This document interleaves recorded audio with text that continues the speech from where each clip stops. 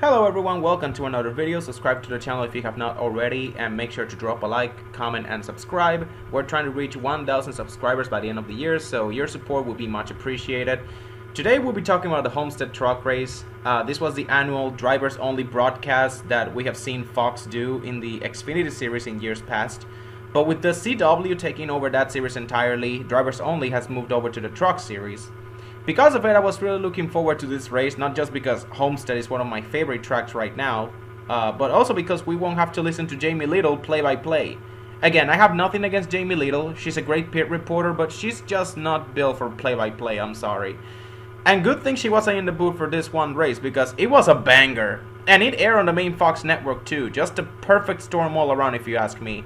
Anyways, Corey Heim won the pole for this race, but all eyes were on Kyle Larson, as he had announced he would be doing triple duty, that is run the trucks, Xfinity and Cup races this weekend, something almost unheard of today with the current restrictions placed upon Cup drivers.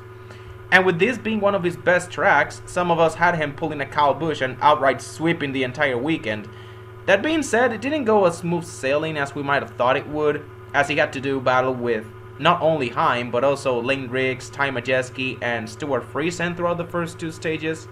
And even when he got the lead, he just didn't have the long run speed we usually see from him at this track, and the other guys would eventually manage to reel him in.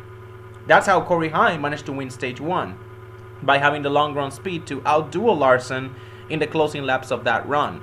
And then in stage 2, just when we thought Larson would cut into his lead and make it a race at the end, Heim time struck once again and he held on.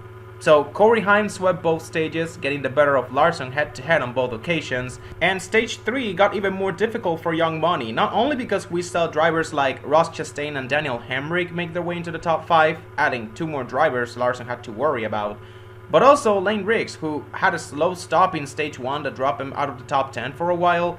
He made his way back into the top 5 and was actually racing Larson hard for second with about 45 laps to go, when the two of them got together in turn 1 and it was the 07 who got sent spinning.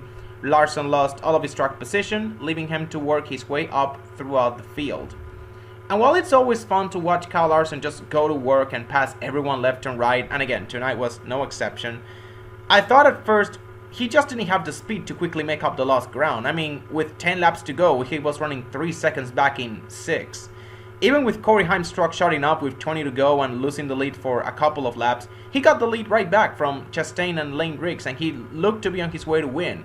But then with about 5-6 laps to go, his truck shut off again, and this time he was cooked because Larson had caught up to him on the 38, and with the 11 still getting up to speed, the only guy Larson had to worry about was Lane Riggs.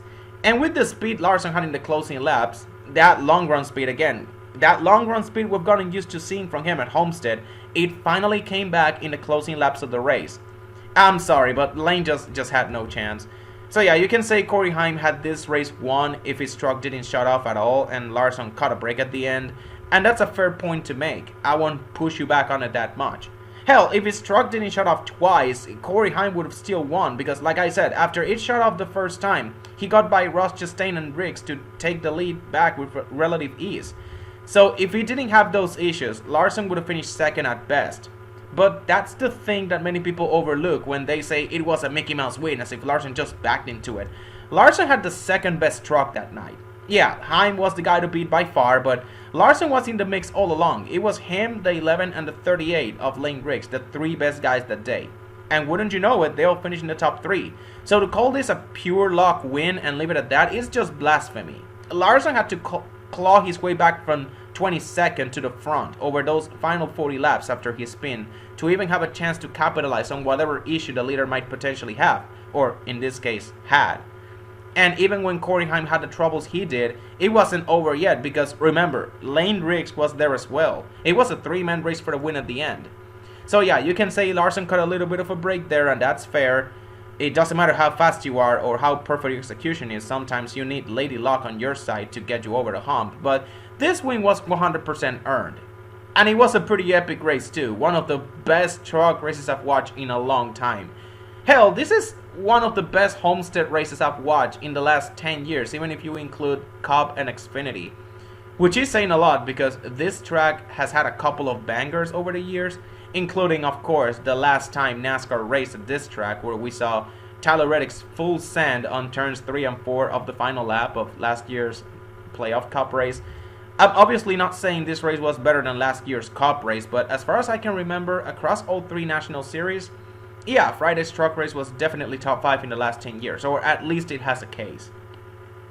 And it was a pretty clean race too. Outside of the Larson spin, the only other caution for incident was a lap 1, turn 1 crash where Chastain, because who else would it be, he took Gio Ruggiero 4 wide on corner entry, sent him spinning, and collected Ben Rose in the process. But again, that and the Larson spin were the only on-track incidents we saw. We have now gone 18 straight races without an overtime finish in the Truck Series. I believe the Darlington race in May of last year was the last truck race that ended in overtime, if I remember correctly. I may be wrong on that, but I am 100% sure that race ended on a late race restart. I can't recall if it was overtime or not.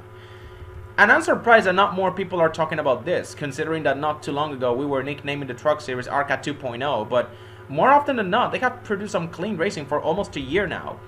But yeah, I had such a rush of emotions watching these final laps unfold. On one hand, I'm so pumped for Larson because he won race 1 of his triple duty. On the other, though, I feel gutted for Corey Heim because he had that race won if not for those mechanical issues. But overall, I'm just thrilled that I got treated to such a great race. I feel like for the first time in the last 5 to 6 years, I can finally say that I love the Truck Series once again.